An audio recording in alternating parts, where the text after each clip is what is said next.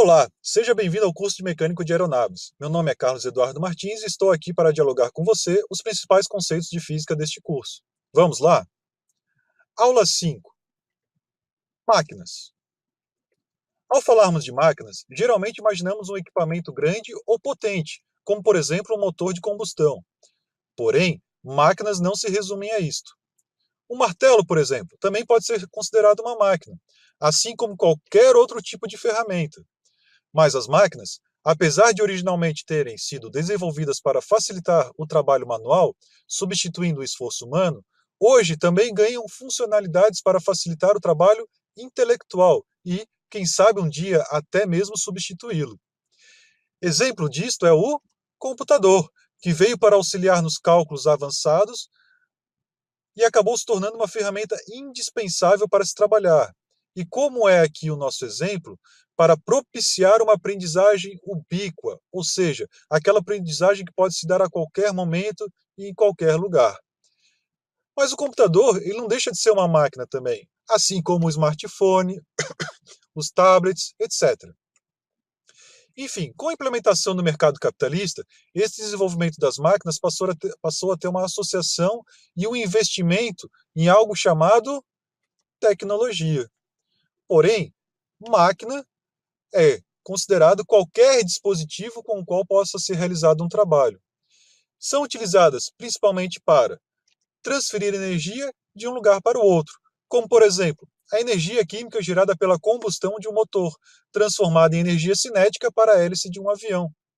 Ou ainda, a energia mecânica gerada pela queda de água em uma turbina e, consequentemente, em um gerador produzindo energia elétrica. As máquinas também podem ser utilizadas para multiplicar forças, como, por exemplo, as engrenagens, as polias e as alavancas. Mas antes de falarmos nestes exemplos, você lembra o que é força? Bom, força é o resultado da interação entre dois corpos capazes de gerar um movimento. Agora sim, vamos estudar alavancas. Uma alavanca nada mais é do que uma barra sólida utilizada para ampliar a força aplicada sobre um ponto, a partir do apoio desta barra em algum local, como mostrado na figura. O ponto onde apoiamos a barra é chamado de ponto de apoio, representado pela letra F maiúscula. O local onde vamos aplicar a força é chamado de ponto de esforço, simbolizado pela letra E em maiúsculo. Enquanto que o local onde fica o objeto que desejamos deslocar é chamado de ponto de resistência, simbolizada pela letra R em maiúsculo. A distância entre o objeto, a distância entre o ponto de apoio e o ponto onde é aplicado o esforço, aqui o autor simbolizou pela letra A em maiúsculo. Mas como a gente vai ver um pouquinho mais para frente, nos cálculos, ele vai renomear esse A maiúsculo para L maiúsculo. Enquanto que a distância entre o ponto de apoio e o ponto de resistência, o autor aqui simbolizou por A minúsculo. E mais adiante ele vai renomear novamente isso ali para L minúsculo. Pronto. Estas são as características do que geralmente é chamado de um braço de alavanca. Agora vamos ver quais são as classes de alavanca. Primeira classe. O primeiro tipo é chamado de alavanca de primeira classe, onde o apoio está localizado entre o esforço e a resistência, como podemos ver na figura. Na segunda classe, o ponto de aplicação da força de resistência entre o ponto da força de esforço e o ponto de apoio, ou seja, o ponto de resistência ele fica no meio do ponto de apoio e do ponto de esforço. E por fim, a terceira classe. A força de esforço está aplicada entre a resistência e o ponto de apoio, como representado ali na figura. Ponto de esforço no meio do ponto de apoio no ponto de resistência. Para efetuar o cálculo de alavancas para as três classes, a gente utiliza a mesma equação, que é esta. L maiúsculo sobre L minúsculo é igual a R sobre E, onde o L maiúsculo é o comprimento do braço da alavanca, aquela que lá atrás a gente chamou de A maiúsculo. L minúsculo é a distância do braço da resistência, aquela que lá atrás a gente chamou de A minúsculo. R é a força de resistência, ou seja, a força do peso ou a força que está se opondo ao movimento que eu quero fazer. E ainda, a força E é a força do esforço, força E, né? Força do esforço. É a força que eu ou o mecanismo fará para efetuar o deslocamento daquele objeto. Vamos fazer um exemplo que acho que ficará mais claro. Lá na página 63, temos este exemplo aqui, ó. Bom, a gente deseja levantar a tampa de uma lata de tinta com uma barra de 6 polegadas, quando a força média que segura a tampa possa ser de 50 libras. Se a distância da borda da lata até a borda da tampa é de 1 polegada, que força deve ser aplicada à extremidade da barra? Aqui a gente pode observar que o ponto de apoio ele está localizado entre a força de esforço e entre a força de resistência. Ou seja, se o ponto de apoio está no meio, que tipo de classe é esta alavanca? Primeiro, segundo ou terceiro? Você já consegue identificar? Isso aí, é uma alavanca de primeira classe. Bom, após a primeira leitura, vamos reler novamente e coletar os dados do exercício. Lembra? Nosso segundo passo. Então, levantar a tampa de uma lata de tinta com uma barra de 6 polegadas. Anoto ali, o comprimento total da barra é de 6 polegadas. Apesar de não ter nada falando disso no cálculo, eu faço a anotação deste valor. Vamos continuar a leitura. Quando a força média que segura a tampa possa ser de 50 libras. Essas 50 libras é a força de resistência da tampa. Continuando a leitura. Se a distância da borda da lata até a borda da tampa é 1 polegada, essa 1 polegada vai ser o quê? A distância entre o ponto de apoio, que é a borda da lata, e o ponto onde está sendo aplicada a resistência, que é a borda da tampa. Continuando a leitura. Que força deve ser aplicada à extremidade da barra? Então aqui deseja-se obter a força de esforço. Então eu coloco lá, é igual a um ponto de interrogação. Eu quero descobrir o que é a força de esforço. Tudo bem que ali no desenho apareça a distância já para nós, mas se não tivesse o desenho, como a gente faria? Bom, a gente sabe, a gente anotou ali ó, que o comprimento da barra é de 6 polegadas e que a distância entre o ponto de resistência e o ponto de apoio é de 1 polegada. Portanto, 6 menos 1 é igual a 5. O que é esse 5? Esse 5 é a distância entre o ponto de apoio e o ponto de esforço, que é o nosso L maiúsculo. Agora nós temos todos os dados. Podemos agora passar para o próximo passo. Lembra qual é o próximo passo? Copiar a fórmula, copiar a equação, exatamente isso aí. Então está ali a equação, L maiúsculo sobre L minúsculo igual a R sobre E. Agora, o quarto passo. Quarto passo, olha só como o quarto passo ele já fica mais fácil. Basta eu apenas substituir os dados na equação. Eu não preciso mais voltar lá para o cabeçalho do exercício, não preciso mais reler ele. Todos os dados já estão ali resumidamente prontos para eu aplicar. Então, eu vou fazer a substituição. No lugar do L maiúsculo, coloco 5. No lugar do L minúsculo, coloco 1. Igual a R. No lugar do R, eu coloco 50, dividido por E. E ou E, né, a força de esforço, é o que eu desejo obter. Então, continua a incógnita ali. Bom, para resolver isso, o que a gente vai fazer? Multiplicação cruzada, parecida com aquela regrinha de 3 que a gente viu na primeira aula. O E está dividindo, passa para o outro lado, multiplicando 5.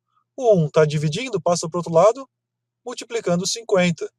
Vai ficar 5 vezes o E. Para isolar esse E, eu já vou passar o 5 para o outro lado, dividindo. Dessa forma aqui. Ó. Então vai ficar 50 vezes 1 dividido por 5. 50 vezes 1, 5. Desculpa, 50 vezes 1, 50. Dividido por 5, 10. 10 libras-força. Aqui eu peço permissão para fazer uma outra observação. Deixa eu pegar minha anotação aqui para a gente acompanhar que observação é essa.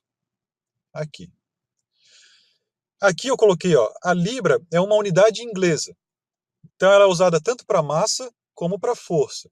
Mas, conceitualmente, essas duas unidades elas não são iguais. Uma libra de massa não é igual a uma libra de força. Tem diferença. A diferença é a gravidade, eu tenho que considerar a gravidade. Então aqui, nesse caso, como eu estou falando de força, eu tenho que usar 10 libras e identificar que é 10 libras força. Quando eu for falar de massa, eu tenho que identificar libras traço massa. Essa é a diferença. Perfeito? Então aqui eu vou usar libras força. Tentarei usar daqui em diante também. Bom, após o término dessa aula, não termina ainda, após o término dessa aula, eu peço para que vocês façam os exemplos, os mesmos exemplos, outros exemplos que o livro traz, daquele mesmo sentido que a gente fez na outra aula. Primeiro vê como é que o autor fez, tenta refazer o exercício seguindo os passos do autor, depois que entendeu, fecha o livro e faz sozinho, faz sem o auxílio de acompanhamento do livro, ok? Passamos agora para outro tipo de máquina. O outro tipo de máquina, que eu não mencionei lá no início, é a cunha. A cunha é um objeto composto por dois planos inclinados, que resulta em uma ponta muito fina, e quando bem afiada pode provocar o cisalhamento, corte, entre outros objetos, como podemos ver nessa figura. Então ali a gente tem uma cunha sendo martelada por um martelo num pedaço de madeira, né, e fica aquele formato ali do plano inclinado, de dois planos inclinados. Bem, o último tipo de máquina que veremos aqui é a polia. A polia é uma máquina simples, na forma de uma roda, conhecida como uma roldana, montada sobre um eixo fixo e apoiada sobre uma cobertura, como está aparecendo ali na figura. Ó. Esta roldana ela tem normalmente um sulco para acomodar uma corda. É uma entradinha, né, uma entradinha circular. A cobertura que suporta a roda é chamada de bloco. O bloco e os eixos formam um par de blocos. Cada bloco contém uma ou mais polias, e a corda conectando as polias de cada bloco. O autor aqui, ele não aprofundou os cálculos, então ele trouxe apenas um tipo de cálculo, que é a vantagem mecânica. Ele ali chamou de MA. Esse MA é do inglês Mechanical Advantage. Então, MA seria a nossa vantagem mecânica. Essa vantagem mecânica, o cálculo dessa vantagem mecânica, ele é parecido com o cálculo de alavancas, onde ele utiliza o R para a força de resistência, ou seja, seria a força do peso que você deseja levantar, enquanto que o E, assim como lá nas alavancas, é a força de esforço, ou seja, o quanto que eu ou você vamos fazer de força para levantar aquele objeto. Perfeito? Bom, quando essa divisão ela for igual a 1, R sobre E, os valores, o resultado der 1, não vai ter vantagem mecânica. Ou seja, não é vantajoso a gente utilizar esse tipo de polia, a não ser que seja realmente a última saída, mas não é o caso.